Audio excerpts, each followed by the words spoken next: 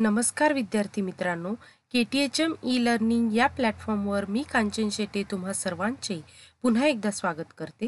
मित्रांनो, या आधीच्या लेक्चरमध्ये आपण पर्यावरणशास्त्र जाणीव जागृती या विषयाच्या अभ्यासक्रमाची सविस्तर ओळख करून घेतली आणि आज आपण या विषयातील पहिल्या प्रकरणाला सुरुवात करणार आहोत. आपले पहिले प्रकरण आहे ते म्हणजे पर्यावरणीय अभ्यास विषयाची ओळख. यामध्ये या प्रकरणाची थोडक्यात प्रस्तावना आपण बघणार आहोत. त्यानंतर पर्यावरण ही संकल्पना सविस्तर समजून घेताना पर्यावरण या संकल्पनेची व्याख्या तसेच पर्यावरण शास्त्राची व्याख्याही जाणून घेणार आहोत. त्यानंतर पर्यावरणाचे प्रकार आणि पर्यावरणाचे स्वरूप या मुद्द्यांचा अभ्यास आपण करणार आहोत. चला तर मग या प्रकरणाची थोडक्यात प्रस्तावना बघूया. मित्रांनो, विविध प्रकारची सजीव सृष्टी, मानव समूह अथवा समाज ज्या परिसरात राहतो त्या परिसरातील सर्व घटकांना साकल्याने पर्यावरण किंवा एन्व्हायरमेंट म्हणतात. पर्यावरणात बाह्य परिस्थितीच्या नैसर्गिक घटकांचाही समावेश होतो. पर्यावरण ही संज्ञा व्यापक आणि मर्यादित अर्थाने वापरली जाते. प्राणी, टेकड्या, पर्वत, नद्या, नाले, वनस्पती यांसारख्या घटकांना विशिष्ट प्रकारचे स्थान परिसरात लाभलेले आहे. परिसराच्या मर्यादेत या विविध घटकांचा एकमेकांशी येणारा संबंध कशा स्वरूपाचा आहे याचा विचार भौगोलिक पर्यावरणात केला जातो. प्राकृतिक पर्यावरणाच्या घटकांबरोबरच पक्षी, अभयारण्ये, उद्याने, बंदरे तसेच धरणे आणि कारखाने यांचा परिसर तसेच निसर्ग रूपावर परिणाम करणारे मानवनिर्मित घटक पर्यावरणात समाविष्ट होतात. आपल्या सांस्कृतिक जीवन पद्धतीचे संपूर्ण आकलन होण्यासाठी पर्यावरणातील सर्व नैसर्गिक घटकांचा विचार करणे आवश्यक आहे. मित्रांनो, थंडी, गारवा, उष्णता, ओलावा, दमटपणा यांसारख्या शब्दांनी आपण अवतीभोवतीच्या हवामानाचे वर्णन दिवस रात्र करत असतो. हवामान म्हणजे पृथ्वीभोवतीचे संपूर्ण वातावरण होय. वात म्हणजे हवा आणि तिचे आवरण, आच्छादन म्हणजे वातावरण होय. यातूनच पर्यावरणाची संकल्पना आपण समजून घेणार आहोत. सजीवांच्या आसपासची स्थिती म्हणजे पर्यावरण. पशु, पक्षी, वनस्पती, सूक्ष्मजीव, मानवजात यांसारख्या असंख्य सजीवांच्या सभोवतालच्या परिस्थितीचा संबंध पर्यावरणशास्त्रात स्पष्ट केला जातो. पर्यावरणात विविध प्रकारच्या घटकांचा समावेश होतो. भौतिक, जैविक, भौगोलिक, रासायनिक हे घटक ऋतुकालानुसार बदलतात. सजीवांतील घडणाऱ्या बदलांचा परस्पर संबंध पर्यावरणात स्पष्ट होतो. मानवी क्रियांमुळे अथवा नैसर्गिक आपत्तींमुळे पर्यावरणाचे संतुलन ढासळले तरी स्वतःचे पुनर्संतुलन करण्याची क्षमता पर्यावरणात असते. परिसर अध्ययनाबरोबरच सामाजिक, आर्थिक, राजकीय, सांस्कृतिक घटकांचा अंतर्भाव हा पर्यावरणात होतो. समाज आणि त्याचे पर्यावरण यांचे परस्परांवर परिणाम होऊन एकमेकांमध्ये बदल घडवून आणण्याची प्रक्रिया नेहमी चालू असते. या सर्व विषयांची माहिती या पर्यावरण शास्त्रात आपण करून घेणार आहोत. आता आपण पर्यावरण ही संकल्पना समजून घेऊया. मित्रांनो, पर्यावरण या संज्ञेला इंग्रजीत एन्व्हायरमेंट असे म्हणतात हे आपल्याला माहिती आहे. परंतु हे जाणून घेऊया की फ्रेंच भाषेतील एन्व्हायर्न या शब्दाचा अर्थ परिसर म्हणजे सराउंड असा होतो. मराठीत पर्यावरण परी अधिक आवरण म्हणजेच सभोवतालची स्थिती अथवा आसपासची स्थिती होय. पर्यावरण ही संकल्पना वैज्ञानिक दृष्टीने व्यापक स्वरूपाची आहे. निरनिराळ्या ज्ञानशास्त्रांमध्ये पर्यावरणाच्या अनेक व्याख्या केलेल्या आहेत. त्या व्याख्या आपण आता समजून घेऊया. मित्रांनो, पर्यावरण आणि पर्यावरणशास्त्र हे नाव जरी सारखे वाटले तरी या दोन्हींच्याही व्याख्या ह्या वेगवेगळ्या आहेत. सुरुवातीला आपण पर्यावरणाची व्याख्या बघूया. मित्रांनो, पर्यावरण प्रामुख्याने सजीवांशी निगडीत असते. मानव, प्राणी, पशुपक्षी, वनस्पती आणि सूक्ष्मजीव यांच्या सभोवतालच्या स्थितीला पर्यावरण असे म्हणतात. यानंतर पर्यावरणातील साधन संपत्तीचे संवर्धन, व्यवस्थापन, नियोजनात्मक विश्लेषण आणि मानवी हिताच्या दृष्टीने केलेल्या शास्त्रीय अध्ययनास पर्यावरणशास्त्र असे म्हणतात. यानंतर आपण पर्यावरणाचे विविध प्रकार अभ्यासणार आहोत. यामध्ये 2 मुख्य प्रकार आढळतात. पहिला प्रकार आहे नैसर्गिक पर्यावरण आणि दुसरा प्रकार आहे मानव निर्मित पर्यावरण. प्रथमतः आपण नैसर्गिक पर्यावरणातील वर्गीकरण बघूया. यामध्ये वेगवेगळ्या घटकांचा समावेश केलेला आहे. मित्रांनो, नैसर्गिक पर्यावरणात निसर्ग निर्मित मृदावरण, जलावरण, वातावरण, प्राणी, वनस्पती, सूक्ष्मजीव यांचे भौगोलिक स्थान, घटक, आकार, क्षेत्र, भूगर्भ रचना, जमीन, हवामान या घटकांचा समावेश होतो. एखाद्या विशिष्ट प्रदेशाचे स्थान, आकार, विस्तार यांचा परिणाम त्या देशातील आर्थिक, सामाजिक व राजकीय परिस्थितीवर होत असतो. लोकांचे अन्न आणि पोशाख, निवासस्थान, राहणीमान यांच्यात प्रदेशानुसार विविधता आढळते. समशीतोष्ण कटिबंधातील लोक अतिशय उत्साही, श्रम करणारे, याउलट उष्ण कटिबंधातील लोक निरुत्साही, आळशी आणि रोगट शरीरयष्टीचे असतात. हा नैसर्गिक पर्यावरणाचा परिणाम म्हणता येईल. जगातील विविध देशांचा आकार वेगवेगळा असतो. काही देश पट्ट्यासारखे असतात, लांबट, वर्तुळाकार किंवा आयताकार आहेत. काही देशांचे आकार पेरू किंवा केळीसारखे असतात. या दृष्टीने भारताच्या विविध प्रांतांचे आकार आपल्याला पाहता येतील. देश किंवा प्रांतांच्या आकाराचा परिणाम तेथील लोकजीवनाच्या प्रगतीवर होत असतो. नैसर्गिक पर्यावरणातील पहिला घटक आहे तो म्हणजे भूरचना. मित्रांनो, भूरूपाचा मानवी जीवनावर किंवा भूरचनेचा मानवी जीवनावर प्रत्यक्ष आणि अप्रत्यक्ष परिणाम होत असतो. डोंगराळ प्रदेशात शेती कमी प्रमाणात होत असल्याने लोकवस्ती विरळ असते. सपाटी मैदानी भागात उत्तम शेती आणि इतर व्यवसाय करण्यास वातावरण अनुकूल असते. साहजिकच अशा ठिकाणी लोकवस्ती दाट असते. दुसरा घटक आहे नैसर्गिक पर्यावरणाचा तो म्हणजे हवामान. पर्यावरणाच्या या महत्त्वाच्या घटकामुळे मनुष्य जीवन अधिक प्रभावित होते. पृथ्वीवरील हवामान प्रदेशानुरूप बदलत असते. विरळ हवामान, उष्ण थंड हवामान यांचा परिणाम आपल्या आरोग्य आणि मानसिक वृत्ती प्रवृत्तींवर होत असतो. आपल्या मूलभूत गरजा, अन्न, वस्त्र, निवारा यांची पूर्ती, वाहतूक, उद्योगधंदे या गोष्टी हवामानावर अवलंबून असतात. पृथ्वीच्या विषुववृत्तावरील हवामान माणसाच्या स्वास्थ्यासाठी उपयुक्त आणि आरोग्यकारक आहे. यानंतर तिसरा घटक आहे तो म्हणजे मृदा. मित्रांनो, जमिनीतील मूळ खडकावरून मृदेचे प्रकार ठरतात. पृथ्वीच्या अंतरंगात घडणाऱ्या क्रियाप्रक्रियांचा परिणाम होऊन खडकांचे विघटन होते. त्यांचा रंग मातीला येतो. मातीतील सेंद्रिय व असेंद्रिय द्रव्यानुसार तिची सुपीकता ठरते. तिच्यात अनेक खनिज द्रव्ये असतात. त्यांचा उपयोग वनस्पती, पिके यांच्यासाठी किंवा यांच्या वाढीसाठी होतो. जमिनीच्या सुपीकतेवर आर्थिक विकास अवलंबून असतो. खान तशी माती अशी मराठीत एक म्हण आहे. ज्या प्रदेशातील माती सुपीक असते तेथील लोकजीवनाचे राहणीमान सुखी समृद्ध झालेले दिसते. त्यानंतर नैसर्गिक पर्यावरणाचा चौथा घटक आहे तो म्हणजे खनिजे. मित्रांनो, माणसांच्या विविध गरजा भागविण्यासाठी खनिजे फार महत्त्वाची असतात. विज्ञान आणि तंत्रज्ञानात जशी प्रगती झाली तसतसा खनिजांचा उपयोग वेगवेगळ्या ठिकाणी सुरू झाला. खनिजांच्या शोधामुळे औद्योगिक क्रांती झाली. बॉक्साईट, जस्त, अभ्रक, डोलोमाईट, तांबे, लोह खनिज, मॅंगनीज अशा अनेक खनिजे उद्योगधंद्यांसाठी अत्यंत उपयोगी पडतात. खनिज तेल आणि दगडी कोळसा यांचा पुरवठा खाणीतून होतो. त्यांच्यावर प्रक्रिया करून उद्योगधंद्यांसाठी लागणारी ऊर्जा निर्माण केली जाते. खनिज द्रव्य पदार्थांचा पृथ्वीवरील साठा मर्यादित असल्यामुळे त्यांचा वापर काटेकोरपणे करण्याची आवश्यकता निर्माण झाली आहे. काही देशांनी खनिज द्रव्य पदार्थांच्या बळावर आपले आर्थिक साम्राज्य निर्माण केले आहे. यानंतर पुढचा घटक आहे तो म्हणजे जलावरण किंवा ज्याला आपण जलाशय असं म्हणतो. मित्रांनो, भूपृष्ठावर सागर, महासागर, नद्या, नाले, सरोवरे, धरणे, खाड्या तसेच तळे असे एकूण 71% जास्त क्षेत्र जलावरणाने व्यापलेले आहे.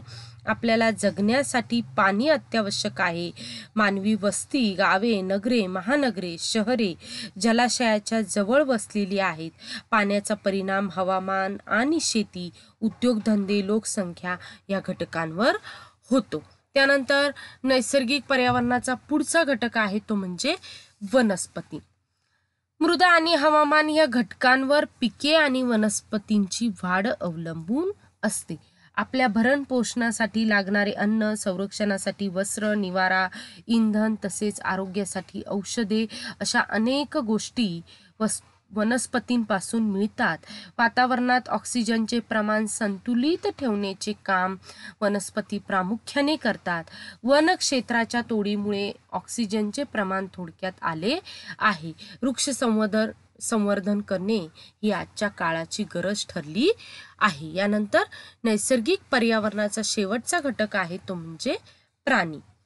मित्रांनो, आपल्याला प्राण्यांचा उपयोग दूध, दुभते, शेती, व्यवसाय करण्यासाठी होतो. पूर्वी बहुतांशी कामे ही जनावरांद्वारे केली जात असे. गाई, म्हशी, मेंढ्या पाळणे हा परंपरागत व्यवसाय आहे. जगाच्या विविध भागात हवामानातील बदलांचा प्राण्यांच्या क्रियाशीलतेवर म्हणजे उत्पादनावर परिणाम होतो. विविध देशांतील हवामान आणि पर्यावरण, उपलब्ध खाद्यपदार्थ, पशूंची अनुवांशिक जडणघडण, पालन पोषण पद्धती भिन्न असतात. त्यानुसार पशुसंवर्धनाच्या चालीरीतीतही फरक आढळतो. इजिप्त, भारत, मलेशिया, ब्रह्मदेश, पाकिस्तान, आग्नेय आशियातील इतर देशांचा दुग्ध उत्पादनासाठी म्हशी पाळण्याकडे जास्त कल आहे. अमेरिका, युरोपमध्ये गाईच्या दुधाचा वापर होतो. आपण प्राणीज पदार्थांचा उपयोग विविध कारणांसाठी करतो. प्राण्यांच्या कातडीचा उपयोग निरनिराळ्या वस्तू तयार करण्यासाठी होतो.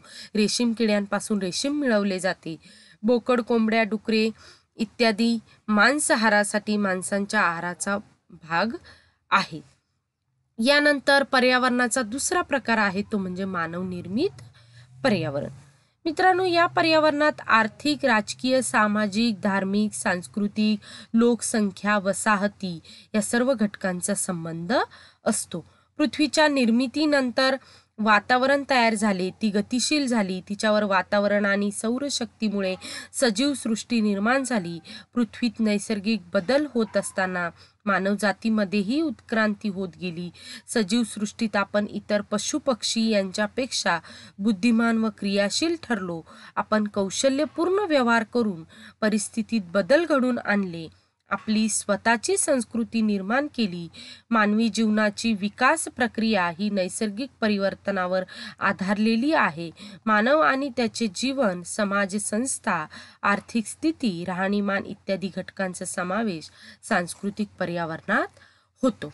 माणसाच्या कृतिशील प्रवृत्तीतून शेतीची संकल्पना विकसित झाली. आपण शेती करू लागलो. शेती आणि जंगलांच्या उत्पन्नावरच आपल्या गरजा भागविल्या जाऊ लागल्या. नैसर्गिक साधन संपत्ती, हवामान, शेतीची सुपीकता इत्यादी भौतिक घटकांवर मानवी संस्कृतीची जडणघडण, लोकसंख्या, वितरण अवलंबून असते. आपण ज्या प्रदेशात राहतो त्या प्रदेशातील भौगोलिक आणि सामाजिक आणि सांस्कृतिक घटकांचा परिणाम आपल्या आरोग्यावर, मन आणि वर्तनावर होतो. जगातील प्रादेशिक विविधतेत पर्यावरणाचे योगदान महत्त्वपूर्ण आहे. पर्यावरणाचे ज्ञान पूर्वीपासून ज्ञात असलेल्या भूगोल विषयाला पूरक ठरत गेले. पर्यावरण शास्त्रात वने, पाऊस, वाळवंट, पूर, शेती, लोकसंख्या, हवामान या भौगोलिक घटकांचा विश्लेषणासाठी उपयोग केला जातो. पर्यावरणाच्या अध्ययनासाठी भौगोलिक संकल्पनांचा जुन्या काळापासून आधार घेतला गेला आहे. अशा पद्धतीने पर्यावरणाचे हे दोन मुख्य प्रकार आहेत. यानंतर आपण पर्यावरणाचे स्वरूप हे विविध मुद्द्यांच्या आधारे बघूया. त्यामध्ये पहिला मुद्दा आहे तो म्हणजे पर्यावरण शास्त्र हे व्यापक स्वरूपाचे आहे. मित्रांनो, हा विषय सर्वस्पर्शी आहे. विज्ञान, अभियांत्रिकी, जीवशास्त्र, रसायनशास्त्र, पदार्थ विज्ञान, औषध निर्माणशास्त्र, वैद्यकशास्त्र, मानसशास्त्र, मानववंशशास्त्र, मृदाशास्त्र, सागरशास्त्र, शरीरक्रियाशास्त्र, आरोग्यशास्त्र, हवामानशास्त्र इत्यादी ज्ञानविज्ञानाच्या शाखांच्या अध्ययन अध्यापनात पर्यावरणशास्त्राचा उपयोग वाढत गेला आहे. यानंतर पुढचा मुद्दा आहे, पर्यावरणाचे पुढचे स्वरूप आहे मानवी प्रगतीच्या सर्वांगीण वाटचालीत स्वतंत्र पर्यावरणशास्त्राचा विकास होत आहेत. त्यात सातत्याने भर पडत आहे. जगभरात वैज्ञानिक, तंत्रज्ञ, सामाजिक व राजकीय राज्यकर्ते, समाजसेवक आणि सामाजिक संस्था पर्यावरणाच्या जाणीव जागृतीसाठी कार्यरत आहे. आपल्याला पर्यावरणातील काही घटक अनुकूल तर काही घटक प्रतिकूल असतात.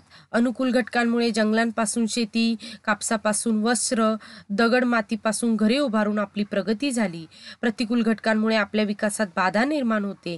पर्यावरणाचे काही घटक आणि घटना मानवनिर्मित असतात तर काही नैसर्गिक असतात. उदाहरणार्थ भूकंप, ज्वालामुखी, वीज पडणे, महापूर येणे, वादळे होणे ही नैसर्गिक संकटे आहेत किंवा ही प्रतिकूल परिस्थिती आहेत. जगातील अनेक भूभागांमध्ये प्रतिकूल पर्यावरण असूनही तेथील माणसांनी स्वतःची प्रगती साधली आहे. या संदर्भात जपान, रशिया, आफ्रिका, अमेरिका या देशांची उदाहरणे सांगता येतील. पर्यावरणाचा सखोल अभ्यास करणे, त्यासंबंधी जाणीव जागृती करणे ही आजच्या काळाची गरज झालेली आहे. तसेच पृथ्वीचे सरासरी तापमान वर्षानुवर्ष वाढत आहे. भरमसाठ जंगलतोड, जलचक्र बिघडत आहे. वाढते औद्योगिकरण, लोकसंख्या वाढ, वाहनांची वाढती संख्या, ओझोन वायूचा क्षय, क्षेपणास्त्र प्रयोग, अणुचाचण्या ही पर्यावरणाच्या विनाशाची मुख्य कारणे आहेत. हरित क्रांती साधण्यासाठी खतांचा, कीटकनाशकांचा अतिवापर केला जातो आहे. त्यामुळे वनस्पती, प्राणी, सूक्ष्मजीवांच्या अन्न साखळीमध्ये असमतोल निर्माण झाला आहे. या दृष्टीने पुढचं स्वरूप आहे ते म्हणजे समाज रचनेच्या बांधणीसाठी पर्यावरण विषयक जाणीव जागृती करणे आवश्यक आहे. तसेच पुढचं स्वरूप आहे ते म्हणजे की सजीवांच्या वाढीला पर्यावरण मोठ्या प्रमाणात अनुकूल असणे आवश्यक आहे.